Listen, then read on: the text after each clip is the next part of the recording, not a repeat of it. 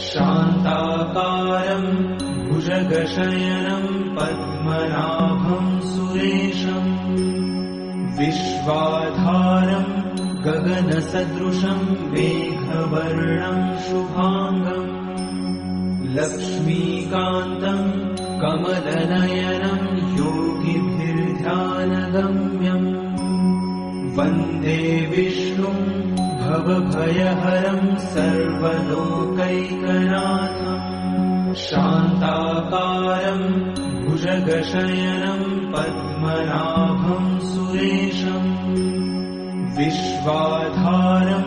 गगनसदृशं मेघवर्णं शुभांगं लक्ष्मीकान्तं कमलनयनं योगिभिर्ध्यानगम्यं वन्दे विष्णुं भवभयहरं